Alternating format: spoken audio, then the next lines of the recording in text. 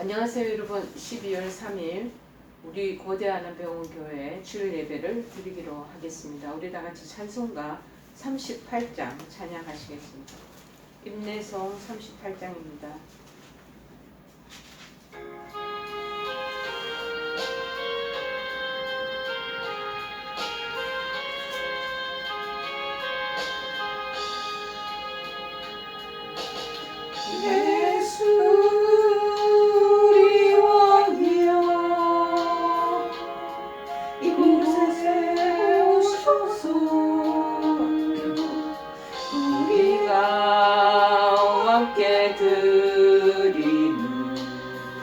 영광을 받아 주소서.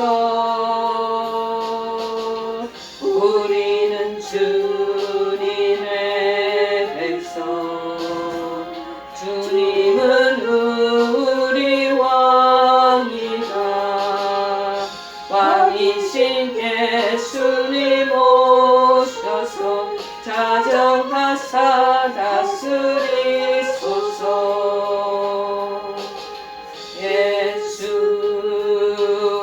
주시여 이곳에 오셔서 우리가 주께 드리는 영광을 받아 주소서. 우리는 주님의 종들, 주님은 우리 주시라.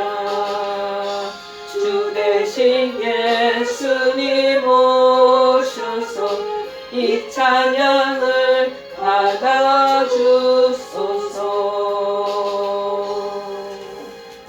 우리 다 같이 사도신경을 통하여 우리 믿음을 하나님 앞에 고백하시겠습니다.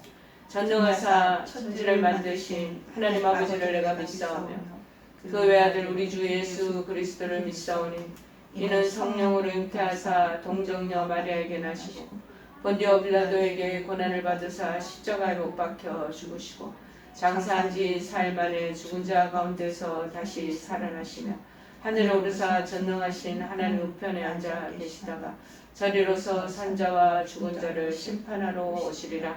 성령을 믿사오며 거룩한 공의와 성도가 서로 교통하는 것과 죄를 사하여 주시는 것과 몸이 다시 사는 것과 영원히 사는 것을 믿사옵나이다. 아멘. 오늘 하나님께서 저희들에게 주시는 말씀은 이사야서 5장 1절에서 7절 말씀 보시겠습니다. 이사야서 5장 1절에서 7절 말씀, 페이지 수로는 972쪽입니다. 972페이지 이사야서 5장 1절에서 7절 말씀 보시겠습니다. 972쪽입니다. 다 찾으신 줄 알고 제가 봉독해 드리겠습니다. 나는 내가 사랑하는 자를 위하여 노래하되 내가 사랑하는 자의 포도원을 노래하리라. 내가 사랑하는 자에게 포도원이 있으며 심히 기름진 산으로다. 땅을 파서 돌을 제하고 극상품 포도나무를 심었도다. 그 중에 망대를 세웠고 또 그 안에 술틀을 팠도다. 좋은 포도 맺기를 바랐더니 들포도를 맺었도다. 예루살렘 주민과 유다 사람들아 고하노니 이제 나와 내 포도원 사이에서 사리를 판단하라. 내가 내 포도원을 위하여 행한 것 외에 무엇을 더할 것이 있으랴. 내가 좋은 포도 맺기를 기다렸거늘 들포도를 맺으면 어찌 됨인고. 이제 내가 내 포도원에 어떻게 행할지를 너희에게 이르리라. 내가 그 울타리를 걷어 먹힘을 당하게 하며 그 담을 헐어 짓밟히게 할 것이요 내가 그것을 황폐하게 하리니 다시는 가지를 자름이나 북을 돋우지 못하여 찔레와 가시가 날 것이며 내가 또 구름에게 명하여 그 위에 비를 내리지 못하게 하리라 하셨으니 무릇 만군의 여호와의 포도원은 이스라엘 족속이요 그가 기뻐하시는 나무는 유다 사람이라. 그들에게 정의를 바라셨더니 도리어 포악이요 그들에게 공의를 바라셨더니 도리어 부르짖음이었도다. 아멘. 오늘 본문의 말씀의 제목은 하나님을 실망케 하는 자, 하나님을 실망케 하는 자라는 제목의 말씀입니다. 오늘 본장의 이 내용은 소위 포도원의 노래다. The Song of the Vineyard. 포도원의 노래라는 제목으로 불리우는 장으로서 아주 유명합니다. 이 노래는 하나님께서 어떠한 사랑으로 이스라엘을 선민으로 택하시고 그리고 축복의 가나안 땅으로 인도하셨다는 그 사실. 그런데 그 사실에 반하여 이스라엘 백성이 또 어떠한 죄로 이 하나님의 베푸시는 사랑과 은혜를 배반함으로써 급기야 심판의 자리에 이르게 되었는지를 노래하고 있습니다. 이러한 노래의 첫 단락인 본문 1절, 2절의 그 내용을 보면은 포도원의 주인 되시는 하나님께서 포도원인 선민 이스라엘을 위하여 한량없이 베푸신 은혜 그리고 그들을 향해 가지셨던 이 기대에 대한 얘기가 적혀 있습니다. 그리고 그러나 그 기대에 반하여 좋은 포도를 맺어야 되는데 좋은 포도를 맺지 못하고 들포도를 맺게 되는 이스라엘에 대한 하나님의 큰 실망만 가지고 있으신 게 아니라 이제 진노를 내리시는 그것을 경고하는 것이 또 3절에서 7절까지의 내용을 이렇게 세 단락 큰 무리가 세 파트로 나누고 있습니다. 여러분 이 신약 성경에서도 보면은요 예수님께서는 비유법에서 이 포도원에 대한 얘기를 종종 말씀하고 계십니다. 또 포도원이라는 것은 하나님 나라를 얘기도 하기도 하시지만 일반적으로 우리가 참여하는 교회를 가리키는 것을 볼 수 있습니다. 마태복음 21장 33절 41절의 그 내용을 보면은 포도원 농부의 비유법이 나와 있잖아요. 자, 포도원을 만들어 놨어요. 농부들에게 세를 준 거예요. 세를 주고 이 주인이 저 타국에서 오래 있다가 이제 수확의 때가 되네 포도원 소출 얼마를 바치게 하려고 한 종을 농부들에게 보냅니다. 그런데 농부들이 이 주인이 보냈던 종을 막 심히 때리고 그 다음에 소출의 얼마를 손에 돌려 보내기는커녕 거저 빈손으로 보내는 거예요. 그래서 주인이 이게 무슨 일이냐 싶어서 또다시 제 두 번째로 다른 종을 그 포도원 현장에 보냅니다. 그런데 그곳에 있던 또 농부들이 마찬가지로 첫 번째 그 종에게 아주 혹독하게 때리고 그들을 그냥 빈손으로 보낸 것처럼 둘째 번 이 종에게도 똑같이 그렇게 하는 거예요. 아예 능욕하고 그저 빈손으로 또 보내는 거예요. 세 번째 또 종을 이 주인이 설마 그렇게 했겠냐 해서 또 다시 보냅니다. 마찬가지로 세 번째 종도 업신여기고 쫓아내고 그렇게 해서 아주 홀대를 하는 거죠.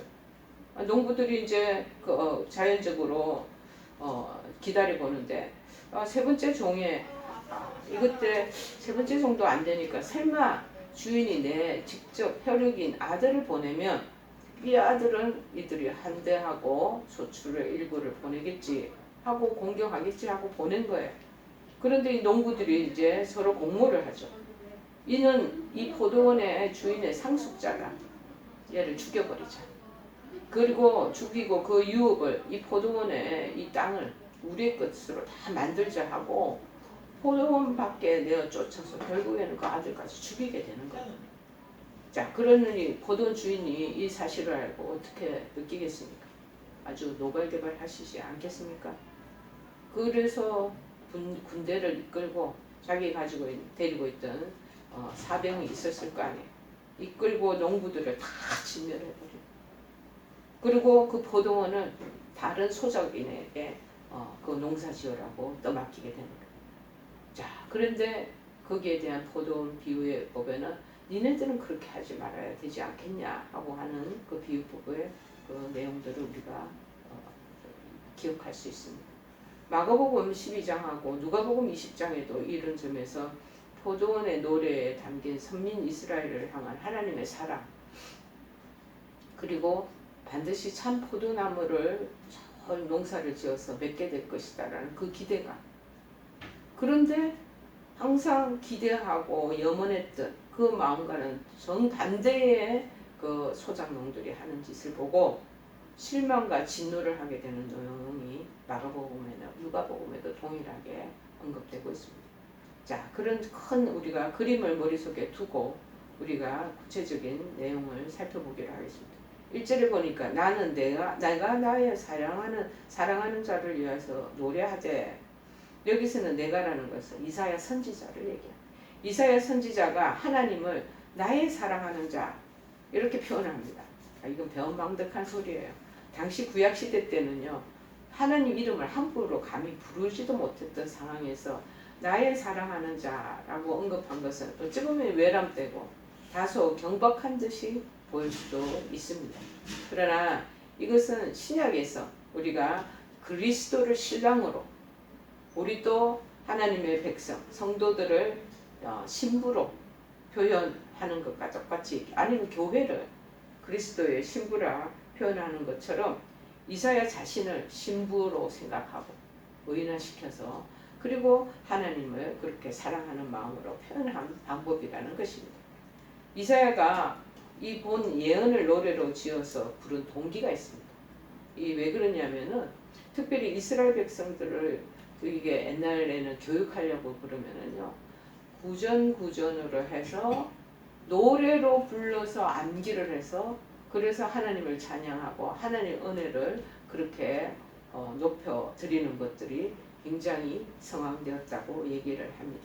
그래서 출애굽기 15장에도 보니까 1절에 이때 모세와 이스라엘 자손이 이 노래로 여호와께 노래하니 일렀으되 내가 여호와를 찬송하리니 그는 높고 영화로우시며 말과 그 탄자를 바다에 던지셨음이라. 그때 그 당시에만 해도 인쇄술이 발달하지 않았잖아요.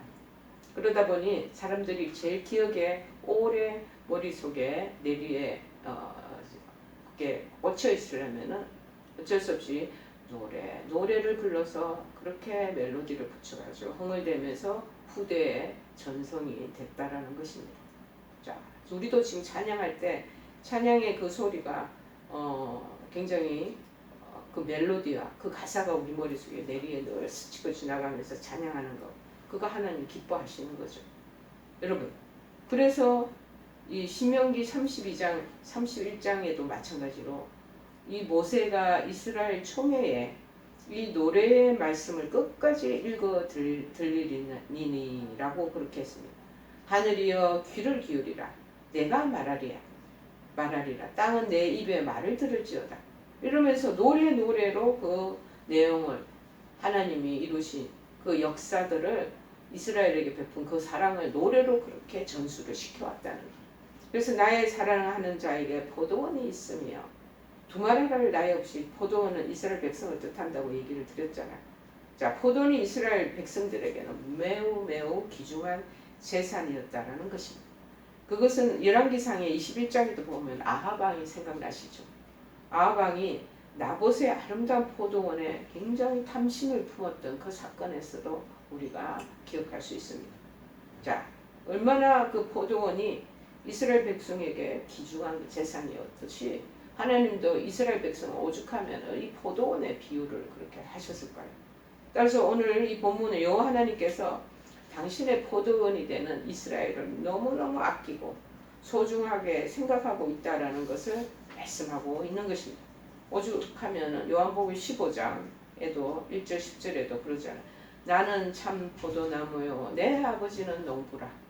무릇 내게 붙어있어 열매를 맺지 아니하는 자는 하고 포도원과 포도나무에 대한 얘기들을 이렇게 비유법으로 언급하고 있습니다. 그런 그 포도나무의 그 모든 가지들 그 밑에 묘종을 어디다가 그것을 심느냐 하면은 심이 기름진 산에다가 그것을 심는다는 거예요. 땅을 파서 돌을 제하고 정말 심이 기름진 산에 5장 1절에 하반절에 그렇게 말. 포도원을 가꿀 때 농부는 주로 땅이 좋고 기름진 그 비옥한 지대를 고른다는 거예요. 이처럼 하나님께서도 이스라엘 백성에게 각별한 애정을 가지고 계셔서 그들에게 젖과 꿀이 흐르는 가나안 땅을 주셨다라는 것을 여기서 의미하고 있습니다. 그래서 2절에는 돌을 제하고 땅에 가서 극상품 제일 포도나무 종자를 씹게 됩니다. 여기서 이제 본문에서 돌을 제했다는 이 돌은 가나안 족속을 얘기하는 거다라고 성경학자들은 언급하고 있습니다. 이 극상품 포도나무는 역시 이제 우리가 계속 지금적으로 지금 이해해 오듯이 하나님의 택한 백성 이스라엘을 가리키고 있습니다. 따라서 본문은 포도원 농부로서 이스라엘 백성들에게 그 극진하게 쏟았던 당신의 그 각별한 수고와 그 정성이 어떻다라는 것을 보여주는 대목입니다. 자, 하나님께서 이스라엘 민족을요 출애굽 시킨 후에 출애굽만 시켜놓고 그냥 내몰라라 그렇게 하시지 않았잖아. 그 이후에도 계속해서 변함없는 애정을 가지고 관심을 가지시면 그들을 가나안 땅으로 인도하시고 특별히 가나안 땅에 들어가서는 죄악으로 짙게 물들어 있던 가나안 7족속을 다 제거하십니다. 그리고 이제 이스라엘 백성을 그 가나안 땅에 들여놓고는 그 땅에 정착하면서 이제 안정된 그런 환경을 만들어 주시고는 하나님과의 이제 계속된 교제를 통해서 구원의 본의에 맞는 뜻에 맞는 열매를 맺을 수 있도록 섭리하셨다는 것을 의미하고 있습니다. 그래서 이제 망대를 세웠고 술틀을 팠었도다. 이 망대는 와치타워라고 그래서 포도원 관리를 위해서 누가 다른 게 뭐 절짐승들이 와서 다 먹고 가나 아니면 이방 민족들이 와서 그것을 손을 타나 어쩌나 이것을 살피는 와치타워 망대를 얘기하고 술틀은 영어 성경에 보고 와인 프레스 이제 거두게 나면은 포도원이 결실되고 나면 그걸 이제 접착하는 곳 술틀을 그렇게 준비하고 있다라는 것이죠. 따라서 하나님께서는 이스라엘을 가나안 땅에 딱 들여다 놓으시군요.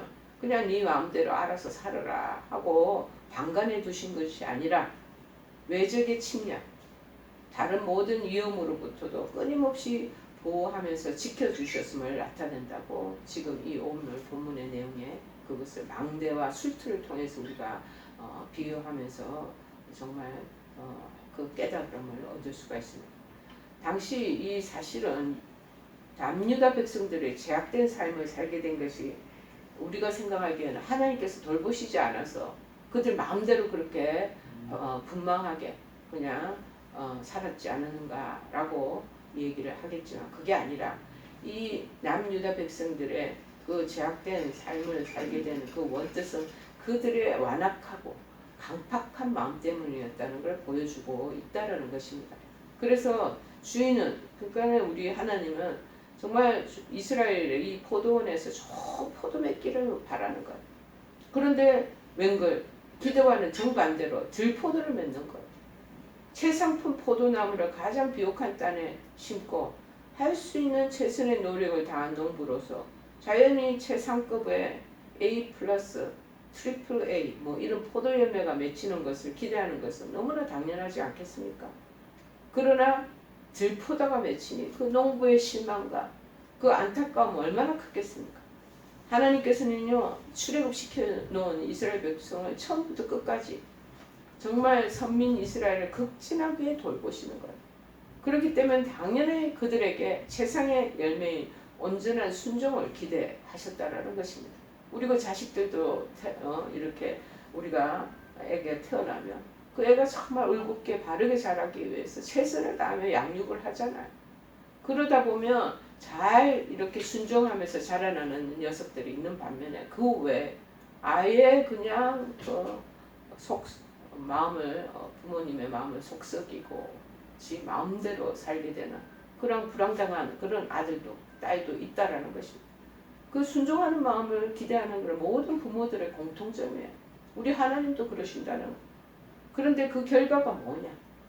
배은만덕한 폐역의 열매인 들포도가 주렁주렁 맺히는 거예요. 얼마나 탄식을 하시는 소가리를 하시는 거 이건 너무 당연한 거 아니겠습니까? 그래서 이 3절에 보니까 이제 나와 내 포도원 사이에 판단하라. 하나님께서는 예루살렘과 유다 백성을 다 불러셔서 니들이 행하는 죄악을 니네 스스로 한번 판단해봐라는 거. 이렇게 하심으로 결국 하나님께서는 이스라엘 백성 니네들 스스로 죄를 깨달으라. 그래서 죄를 깨닫고 회개하게끔 회개를 하도록 유도하시며 또한 회개치 않을 때는 그에게 심판을 내리겠다는 아무런 변명을 할 수 없도록 심판의 정당성을 부여하시겠다라는 것을 지금 언급하고 있습니다. 그래서 4절에는 내가 내 포도원을 위하여 행한 것 외에 무엇을 더할 것이 있었으랴. 하나님께서 자신의 포도원을 위해 할 수 있는 한 모든 사랑과 수고와 땀을 다 베풀어 주셨기 때문에 이를 배반했던, 그래서 들포도를 맺은 이스라엘 백성들에게는 그 어떤 변명거리도 있을 수 없다라는 것을 말하고 있습니다. 그래서 들포도를 니네들 맺히면 어쩐 일이냐, 어쩌인고. 이 들포도라는 것을 히브리어 말로 그 원어를 뜻을 찾아보니 배우심이라고, 배우심이라는 히브리어 발음이 나오는데요. 문자적인 그 의미는 뭐냐? 코를 찌르는 악취를 나는, 이 들포도가 그렇게 코 찌르는 악취가 나는, 희한한 냄새가 나나 봐. 성도로서 마땅히 의를 행치 않았을 때 들포도처럼 악취를 풍기는 자가 될 것이다 말을 이렇게 비유하면서 말씀하고 있습니다.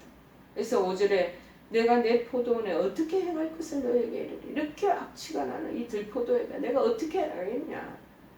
하나님이 풍성한 은혜를 베풀었지만 대신 이 남유다 지방의 이스라엘 사람들은 우상 숭배에 젖어 있고 이방 민족의 그 문화와 간습을 의존하고 따르고, 그러다 보니 제약의 열매로 배은만득한 남유다 백성에 대한 이제 심판이 시작되겠다라는 것이 눈여겨 우리가 짐작되지 않겠습니까? 내가 내 포도원, 이렇게 들포도가 악취 자욱한 이 포도 내가 어떻게 하겠느냐. 그래서 우리가 머릿속에 선하게 느낌이 오죠. 울타리를 걷어내겠다. 그리고 그 담을 흘러서 짓밟히게 할 것이라고 아주 노발대발하는 모습이 보입니다. 평소에는 포도원이 남의 적군의 침략에 들어올까, 호시탐탐, 아니면은 다른 가축들이나 동물들이 들어와서 짓밟을까, 모든 이 침략자들을 제어하는 보호를 다 위해서 설치된 방어벽이죠, 한마디로. 그런데 그 울타리나 담을 다 제거하겠다. 이 뜻은 뭐냐? 하나님께서 더 이상 내가 이스라엘을 보호할 그런 마음이 없다라는 것을 나타내는 표시가 아니겠습니까? 외적이 침해에 들어도 그들이 농토를 침략해서 그 모든 수확물을 다 짓밟고 그들이 훔쳐가도 탈취해가도 나는 절대 no touch, 방관하면서 그냥 두고 보겠다는 의미가 담겨져 있습니다. 자, 남유다 백성이 그동안 우리가 안전하게 그들이 배불리 먹고 살 수 있었던 것은 우연이 아닙니다. 하나님의 철저한 보호가 있었기 때문이라는 사실을 우리가 깨달을 수 있는 거죠. 이 예언은 결국 BC 586년에 바벨론의 침략으로 그것이 두드러지게 이제 극명하게 역사에서 성취되게 되는 것입니다. 그래서 6절에 아예 이제 선포합니다. 내가 그것으로 항목케 하리니 진려와 형극이 날 것입니다. 두 번째 행보의 내용은 뭐냐? 첫 번째 행보는 그 담이나 내가 막 옆에 세워놨던 거 울타리 이거 다 이거 다 허물어 버리겠다는 거. 둘째는 그것을 내버려 두고 이제는 포도원을 가꾸지 않으시면 어떻게 되는가 한번 상상을 해보십시오. 황폐화되는 거예요. 필요 없는 장가지만 무성하게 되고요.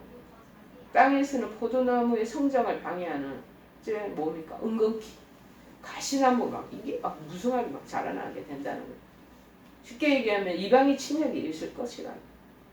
그래서 남유다 백성 그들에게 당하든지 그들에게 회파되든지 돌보시지 않고 그냥 유기하시겠다는 선언을 하고 계십니다. 이 진려와 행곡은 가시나무와 은근키를 가리키는 것으로 그 당시에 황폐해진 남유다의 그 나라의 그 사회에서 자연적으로 발생하게 될 모든 악덕을 상징하는 그러한 언어를 묘사하시고 계십니다. 그리고 구름을 또 명하신대. 구름을 명하여 비를 내리지 말라 그렇게 하십니다. 이 가뭄이 임한다는 것을 말씀하고 있는 것 아니겠습니까? 가뭄이 임하게 하여 황무한 포도원을 완전히 멸망시키겠다는 선언을 하고 계십니다. 여기서 비라는 것은 뭐냐? 이스라엘을 돌보시는 하나님의 은혜를 상징하는 것이 아니겠습니까? 특별히 우리가 호세아 6장 3절에 보면은 그러므로 우리가 여호와를 알자. 힘써 여호와를 알자. 그의 나타나시는 새벽 빛같이 어김없나니 비와 같이 땅을 적시는 늦은 비와 같이 우리에게 임하시리라 하니 이렇게 말합니다. 여러분 이제 온 천하에 비가 내리지 않는다면 그걸 우리가 농사짓는 농경시대에 비가 없다는 생각을 상상을 해보십시오. 초토화되어 버리는 것입니다. 사막이 되고 황폐화되어 버리고 먹을 거리가 없어서 결국은 지리멸렬 되지 않겠습니까? 그런데 하나님께서 호세아서 14장 5절에는 또 말씀하시기를 내가 이스라엘에게 이슬과 같으리니 이슬이 내리고 하늘에서 늦은 비 이른 비가 내릴 때만이 꽃이 피고 백합화같이 피겠고 레바논 백향목같이 뿌리가 박힐 것이다. 그런데 구름을 명하여 비 내리지 말라고 하나님 하시겠다는 은총은 남유다 백성에게는 절대 이제는 하늘의 은총 허락하지 않으시겠다는 아주 무서운 선언을 하고 계시는 것입니다. 결국에는 남유다가 파멸하게 된다는 것을 여기 내포하고 있습니다. 왜냐하면 그들이 그동안 안전하고 배불리 먹고 살 수 있었다는 것은 오로지 하나님의 그 은총의 결과였기 때문이라는 것을 우리가 반대적으로 생각할 수 있는 것이죠. 그러나 이제는 하나님께서 가차없이 남유다의 죄악에 대해 철저한 심판을 행하시겠다고 말씀하심으로써 역으로 그들에 대한 이전에 내가 너희들의 사랑이 얼마나 크다라는 것을 그것을 지금 보여주고 계시는 것입니다. 그래서 7절에 왜냐하면 이 앞에 심판을 받게 되는 이유에 대해서 설명하는 부분이 7절의 내용입니다. 그들에게 공평을 바라셨더니 도리어 부르짖음이었도다. 공평과 의로움은 좋은 포도에 해당되는 것. 여기 반대로 대조적으로 포악과 부르짖음은 들포도에 연관된다고 볼 수 있습니다. 포악이라는 것은 피를 흘린다. 잔인하게 막 피를 흘리고 그렇게 부르짖는다는 것은 억울함을 당해서 큰 소리로 외치는 호소를 뜻하는 내용이 아니겠습니까? 지도자들이 불공정한 재판으로 인해서 백성들에게 막 억울함을 가리킵니다. 그래서 이 정반대의 단어들을 서로 대구시킴으로써 하나님의 기대에서 곁길로 벗어나게 된 이스라엘 범죄를 보다 더 신랄하게 지금 질타하고 있는 모습을 우리는 볼 수 있습니다. 여러분은 가장 인생을 살면서 의지하고 기대하였던 사람이 가족 중이나 아니면 지인 중이나 안 그러면 친구 중이나 일가 친척 중에 있으십니까? 자, 그런데 가장 의지하고 가장 신뢰했던 자에게 배반을 당했던 경험을 가지고 계십니까? 저는 개인적으로 있습니다. 정말 쓰디쓴 그 배신은 세월이 흘러도 희한하게 제 내리 속에서 절대 지워지지 않는 깊은 상처로 계속 남아있게 되더라고요. 만약 여러분들도 그런 일이 있었다면 그 일은 여러분에게 참으로 뼈아픈 정말 기억도 하고 싶지 않은 그런 일 때문에 오랫동안 세월이 흘러도 이렇게 잔잔하게 아니면 아주 정말 뚜렷하게 여러분의 머릿속에 남아있을 것입니다.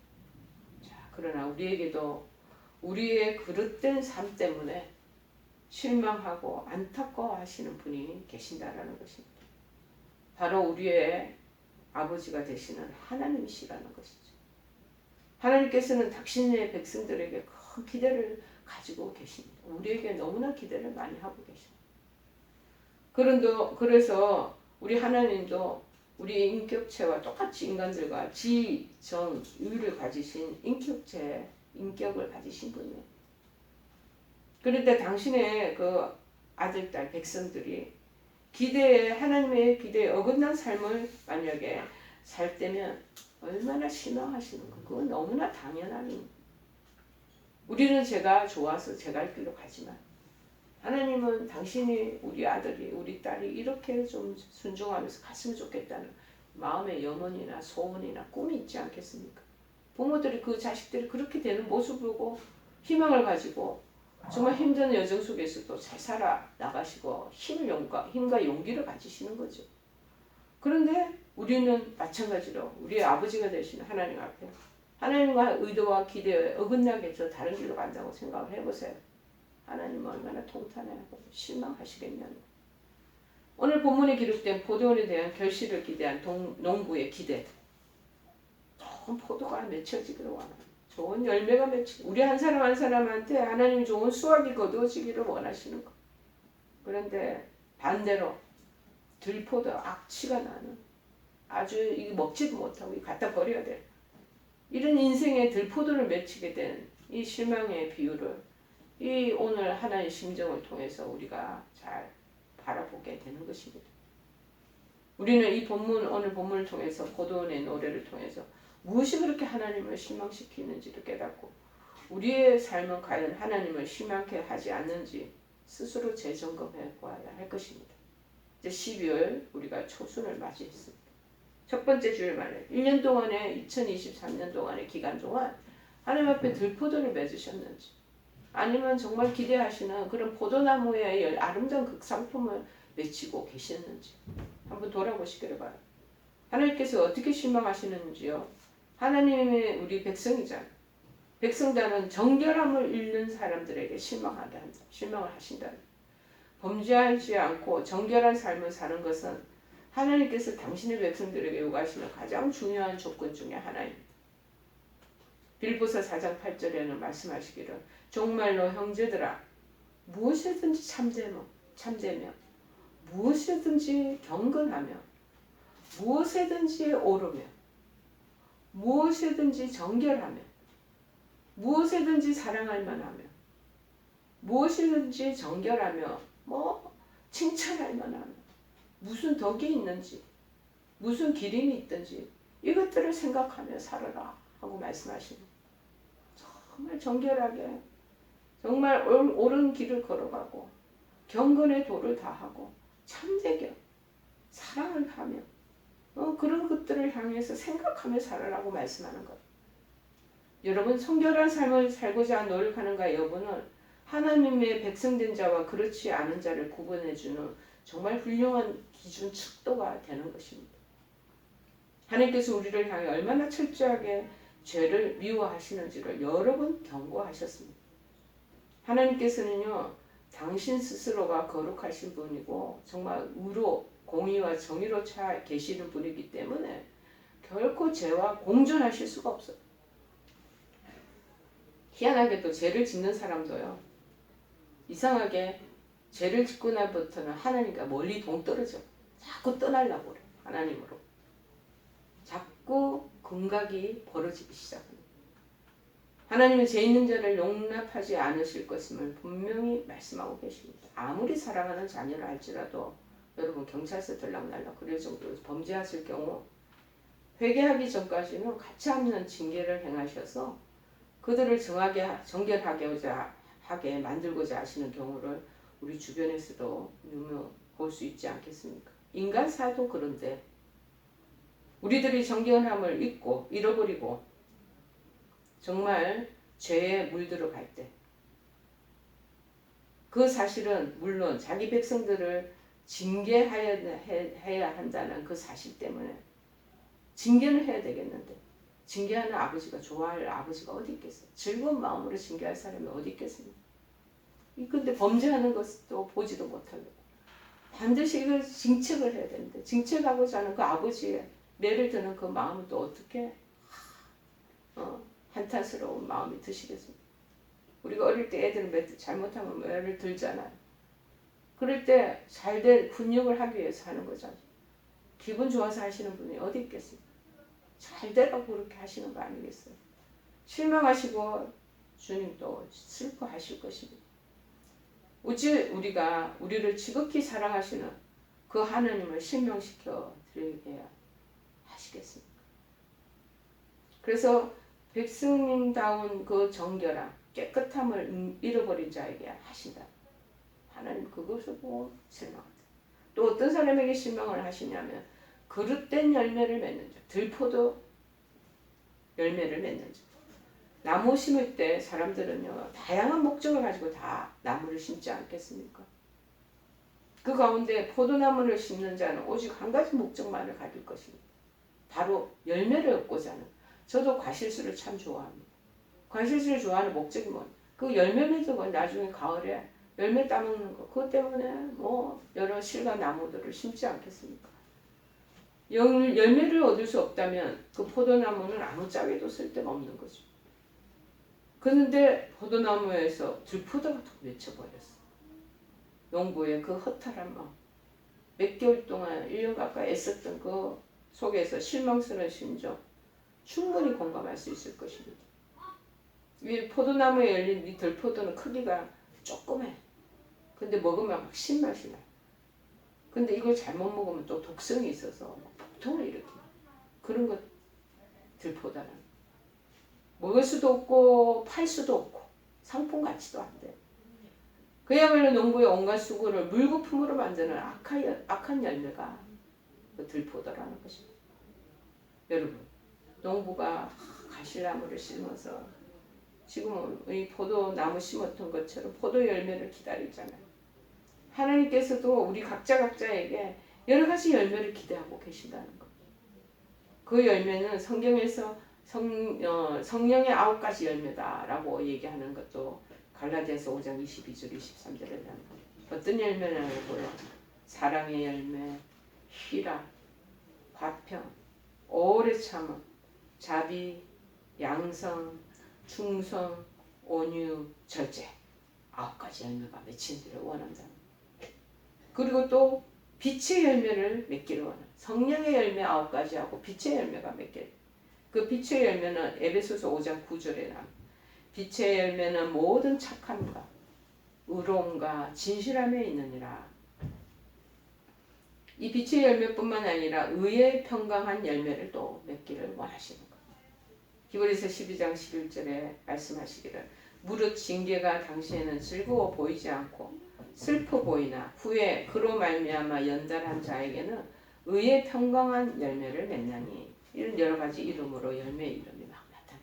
이것을 맺기를 원한다는 것.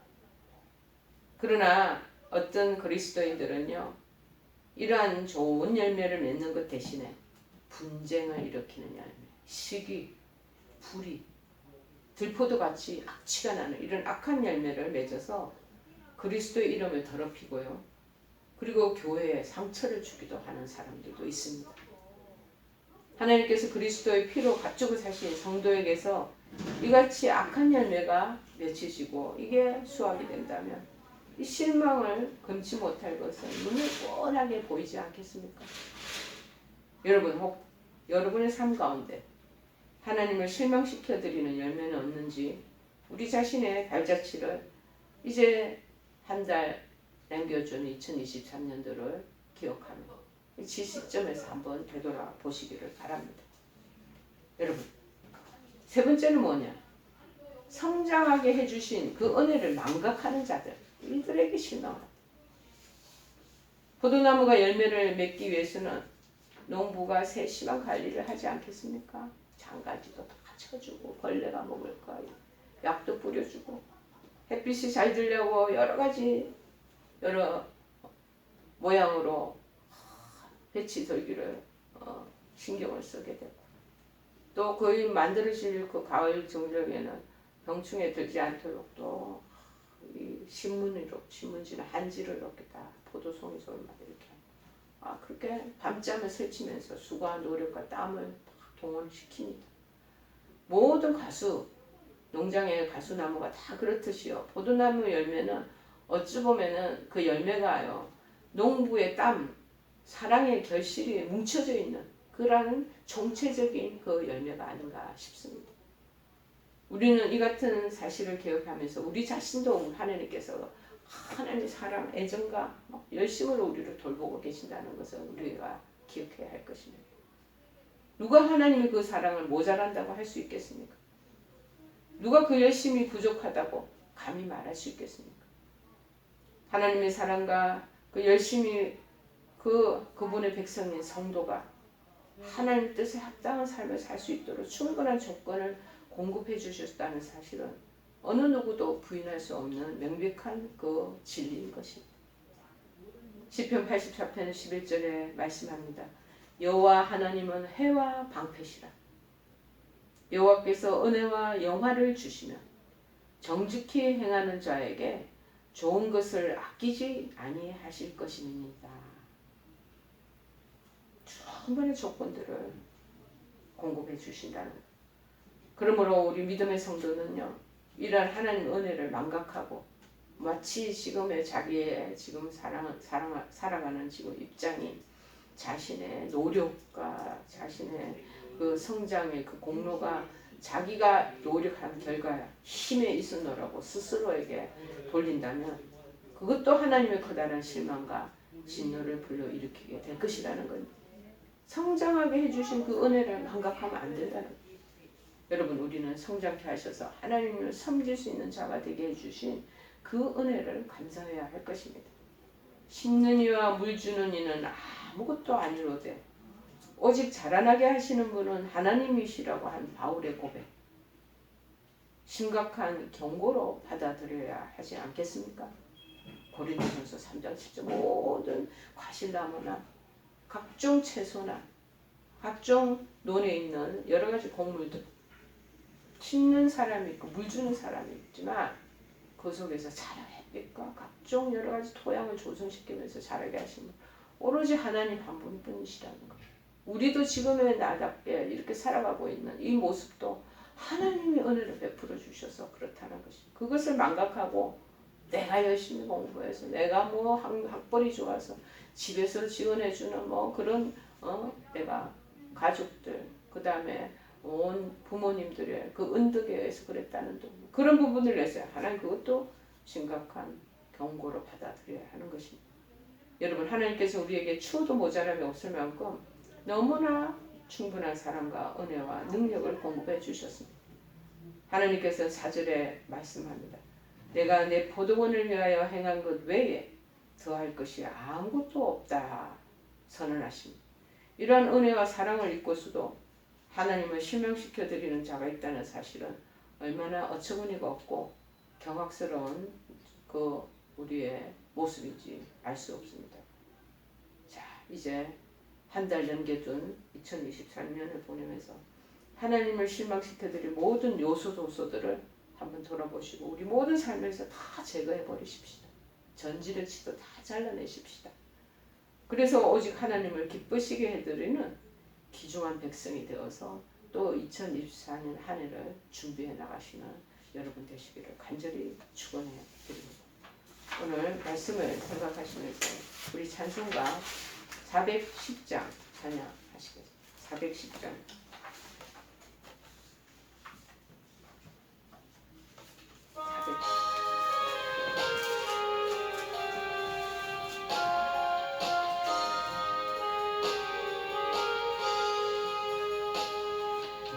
맘에 한 노래 있어 나 즐겁게는 부르네 이 노래를 부를 때에 그 평화 임하도다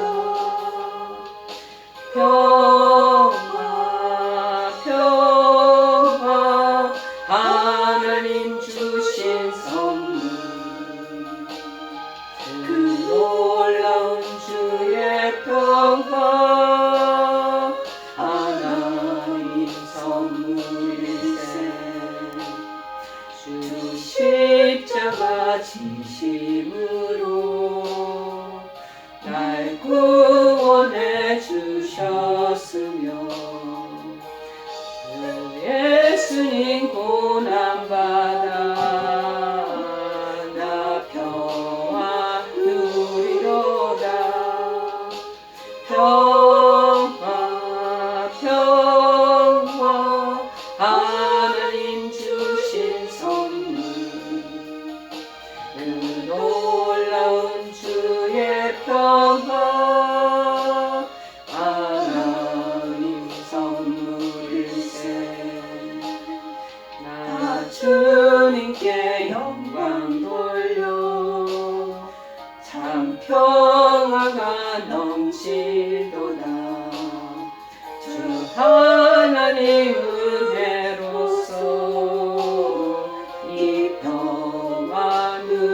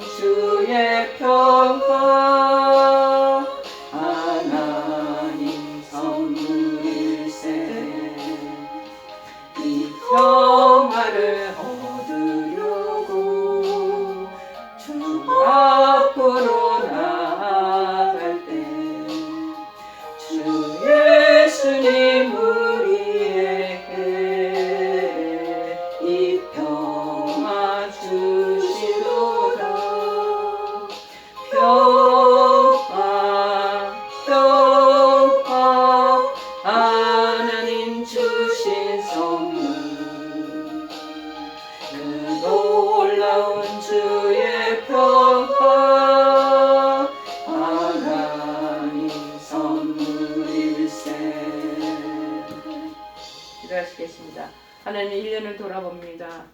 하나님 주님 앞에 정결함을 잃은 모습도 많았습니다. 그릇된 열매를 맺어 주님을 안타깝게 하고 실망시켰던 모습도 보입니다. 하나님 나를 이렇게 성장시켜 주셨음에도 불구하고 마치 내가 모든 것을 잘해서 이루었냐 내 성취에 하나님 아버지와 도취되어 있는 모습을 하나님 회개합니다.